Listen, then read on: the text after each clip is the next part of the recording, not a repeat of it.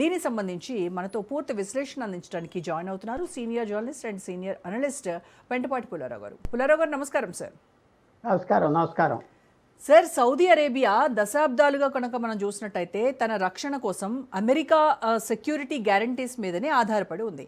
అంటే ఇప్పుడు ఉన్నట్టుండి ఇరాన్ నుంచి పెరుగుతున్నటువంటి ముప్పు కావచ్చు, మరోవైపు గాజా ఉద్రిక్తతలు, వీటి మధ్య పాకిస్తాను తుర్కియేతో కలిసి చేసుకున్నటువంటి ఈ ట్రైలేటరల్ డిఫెన్స్ ప్యాక్ట్ ఏదైతే ఉందో, ఇంత ఇమ్మీడియట్గా దీనికి వెళ్లాల్సినటువంటి అవసరం సౌదీకి ఏమొచ్చిందంటారు సార్?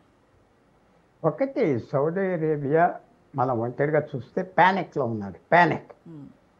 అందరూ అనుకుంటారు ఏదో సౌదీ అరేబియా వందల సంవత్సరాలు బట్టి ఉన్న దేశం. ఇప్పుడు ఉన్న మొహమ్మద్ బిన్ సుల్తాన్, ఆయన తండ్రి తాత ముత్తాతలు ఎవరు ఏలేదు సౌదీ అరేబియా. ఈవేళ సౌదీ అరేబియా ఉన్న షేప్ దేశం బ్రిటన్ తుర్కిష్ సామ్రాజ్యాన్ని ఓడించేసి తరివేశాక అరబ్ దేశాల నుంచి, ఈజిప్ట్ నుంచి, యెమెన్, అన్ని చోట్ల నుంచి ఇది ఎవరైతే ముందరకు వచ్చారో ట్రైబ్స్ చీఫ్స్ వాళ్ళందరినీ కలిపి కూర్చోబెట్టి ఒక పద్ధతి తీసుకొచ్చి సౌదీ అరేబియా అనే దేశం డిక్లేర్ చేశారు. దాదాపు ఇప్పుడు 90-80 సంవత్సరాలు అయింది అంతే. వాళ్ళే రక్షించేవాడు. దాని మీద కొత్తగా ఇరాన్ ఇస్లామిక్ రిపబ్లిక్ 1979లో వచ్చాక వాళ్ళు అన్న మాట ఏంటంటే, ఇదంతా ఎవరో వీళ్ళ రాజ్యమా పాగా, వీళ్ళు హోలీ మస్జిద్ మాది కాపాడటానికి అనేది ఎవరు, 40-50 సంవత్సరాలు బట్టే ఉన్నారు, పోవాలి, దిగిపోవాలి, మర్చిపో. అలా సౌదీ అరేబియా ఓ పక్కన హూతీస్ అనే చిన్న ట్రైబు దేశం యెమెన్లో ఉన్నట్టు వాళ్ళకి అన్ని ఆయుధాలు ఇచ్చి బాంబులు చేయిస్తుంది. వాళ్ళు బాంబులు చేస్తారు సౌదీ అరేబియా ఆయిల్ మీద రిఫైనరీస్, 2 రిఫైనరీస్ ఉన్నాయి, ఓ బాంబు పడితే వాళ్ళ పని ఫినిష్. వాళ్ళు ఈవేళ సౌదీ అరేబియాలో కూర్చున్నారు, అక్కడే ఉన్నారు, రియాద్లో అని మీరు ఎందుకు అనుకుంటున్నారు? అందరూ ఎవరు లేరు క్యాపిటల్లో.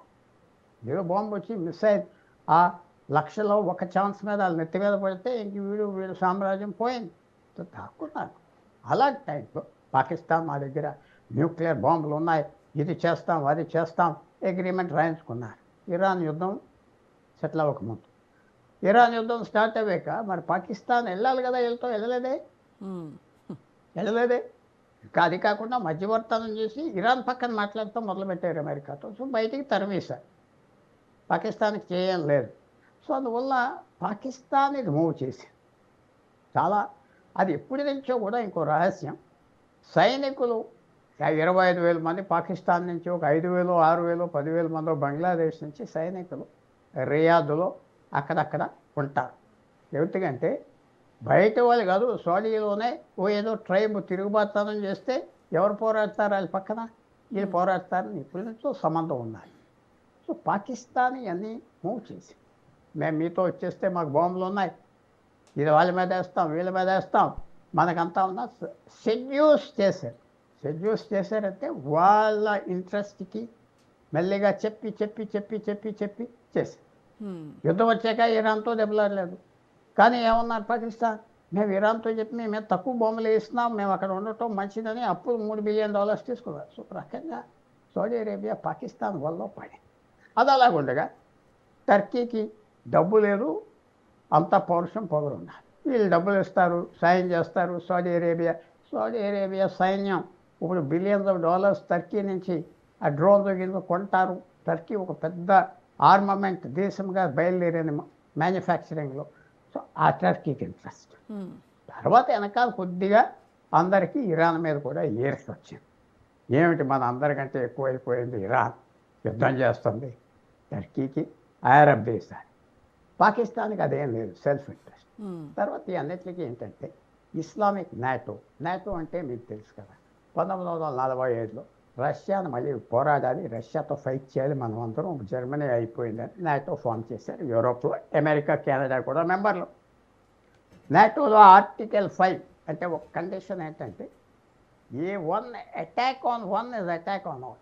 అంటే ఒకళ్ళ మీద అటాక్ జరిగితే అందరి మీద అటాక్. బాగున్నది. టర్కీ నాటోలో మెంబరు. ఇప్పుడు టర్కీ మన మీద అటాక్ చేస్తే మనం టర్కీని అటాక్ చేసాం అనుకోండి, నాటో మన మీద అటాక్ చేస్తుందా?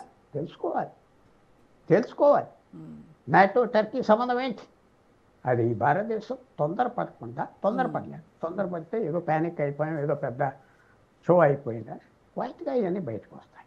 దాంతోపాటు టర్కీకి ఏదో కొంచెం భుజాలు ఊపుకొని తిరిగితే టర్కీకి భారతదేశం ఏం చేసింది, చక్కగా ఆర్మేనియా అని చిన్న దేశం ఉన్నది, వందల సంవత్సరాలతో టర్కీతో విరోధం, వాళ్ళని మనం రికగ్నైజ్ చేసి పెంచటం మొదలుపెట్టాం.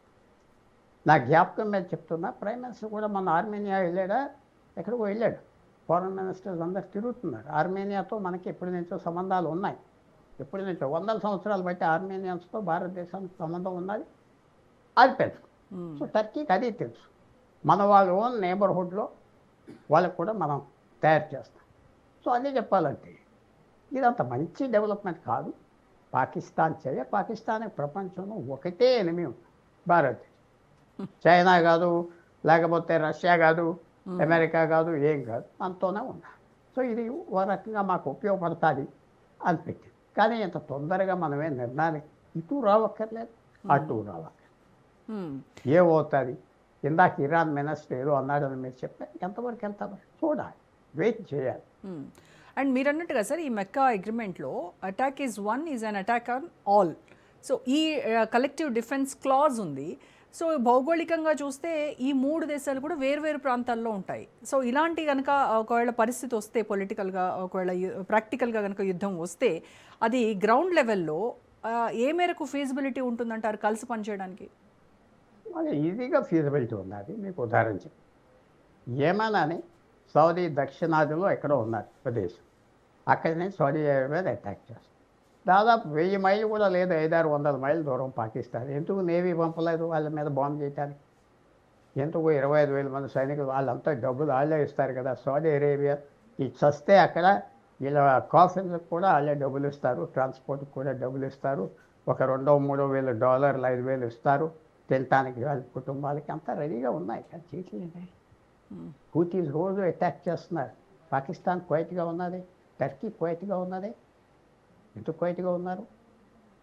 ఏదో అగ్రిమెంట్ పెట్టారు. నాకు ఒకటే కనపడింది, మెయిన్ టార్గెట్ ఇండియా కాకపోయినా ఒక బై ప్రోడక్ట్గా భారతదేశం టార్గెట్. అయితే భారతదేశం ఏం చేయాలి, వెంటనే వెళ్ళిపోయాలి అడగదు, చాలా లైట్గా తీసుకోవాలి, చాలా లైట్గా.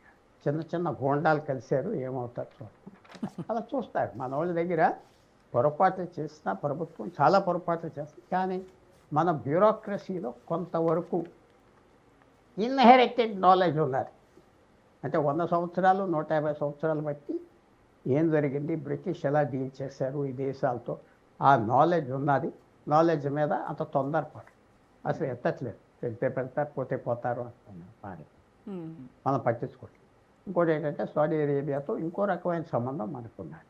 వాళ్ళ నుంచి పెద్ద ఆయిల్ కొంటాం, వాళ్ళ యుద్ధాల్లో మనకు కలిసి రాలేదు. తర్వాత మనకు 60-70 లక్షల మంది అక్కడ కూర్చున్నారు, పనిచేస్తారు. అంటే వాళ్ళు ఏదో మన మీద దయ చూసి చేయట్లేదు. సౌదీ అరేబియా మంచి లేబరు, నోరెత్తని లేబరు, మతాలు గితాలు గొడవ లేకుండా ఒక సైలెంట్గా సర్ఫ్స్, స్లేవ్స్ కాకపోయినా వెట్టి చాకరీ చేసేవాళ్ళు ఉన్నారు మాట్లాడుకుంటా.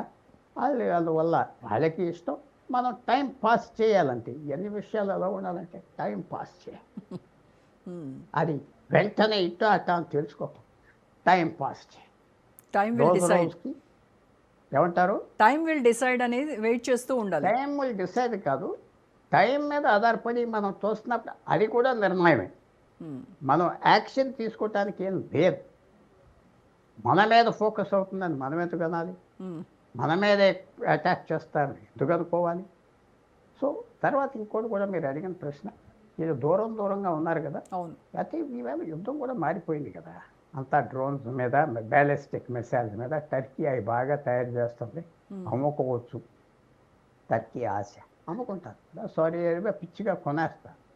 ఈవేళ దీనికి కరెక్ట్ డెసిషన్ భారతదేశాన్ని మాట్లాడకుండా కూర్చోతో ఎన్నో దేశాలు ఎన్నో ప్యాక్ట్స్కి వస్తాయి, ఎవరి ఇంట్రెస్ట్ వాళ్ళు చేసుకుంటారు, మనం చేసేది మనం చేస్తాం. దాదాపు ఆ మాటలే అన్నారు, అదే అంటారు. అలా ముందలకెళ్ళి చూడాలి ఏమవుతాం. సార్ నాకు ఒక పాకిస్తాన్ డౌట్ ఏంటంటే సార్, ఇప్పుడు సౌదీ ఒకవైపు ఏమో ఇరాన్తో ఈ డిప్లొమాటిక్ టైజ్ కొనసాగిస్తానే ఉంది, మళ్ళీ ఇప్పుడు కొత్తగా ఈ డిఫెన్స్ అలయన్స్తో కూడా చేరడం వెనక ఉన్నటువంటి స్ట్రాటజీ ఏంటంటారు? ఇది వాళ్ళ మల్టీ అలైన్మెంట్ స్ట్రాటజీలో భాగంగా చూడాలంటారా, లేదంటే ఇరాన్ను ఎదుర్కోవడానికి వేస్తున్నటువంటి ఒక డబుల్ గేమ్ ప్లాన్గా చూడాలా? ఇరాన్ ఎదుర్కోవటానికి కదా ఆ మాత్రం వాళ్ళ బుర్రకాయలో, ఇరాన్ బుర్రకాయలో ఆ మాత్రం మడ్డి లేదు తెలుసు, వాళ్ళ మీదే కదా. వాళ్ళ వెనకాల అమెరికాను రెచ్చగొట్టి చేసేది సౌదీ అరేబియా.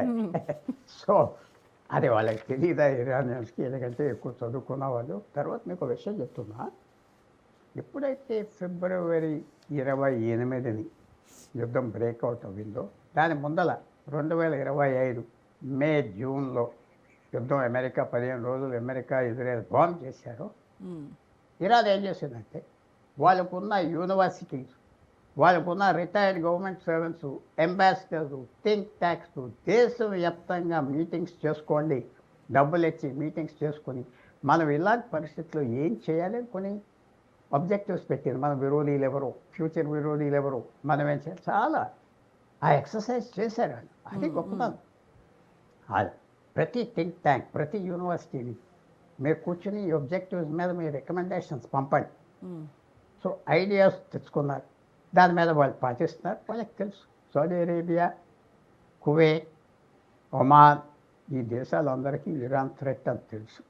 వాళ్ళు ఇప్పుడు వచ్చే ఫీలింగ్ మిడిల్ ఈస్ట్లో ఏంటంటే, నాకు ఒక అంబాసిడర్ చెప్పాడు, వాళ్ళకి మా టైం అయిపోయిందని తెలుసండి, సౌదీ అరేబియాకి, కువైట్కి, యుఏఈకి. ఇంకా ఇరాన్ ఒక్క చిన్న డ్రోన్ పంపించి ఒక యాక్సిడెంట్గా ఒక ఎయిర్పోర్ట్లో క్రాష్ చేయిస్తే చాలు, వచ్చే నల్లాళ్ళు వాళ్ళకి ఎవరికి నిద్ర ఉండదో, వ్యాపారం ఆగిపోతుంది. ఓకే, దుబాయ్లో ఆగిపోతుంది, సౌదీ అరేబియాలో ఆగిపోతుంది. ఓకే, వాళ్ళకి తెలుసు తప్పకుండా ఇరాన్ వచ్చేస్తా. డ్రోన్స్ సైలెంట్గా పంపించి ఒక రిఫైనరీ మీద బాంబ్ బ్లాస్ట్ చేయగానే అందరూ వాడు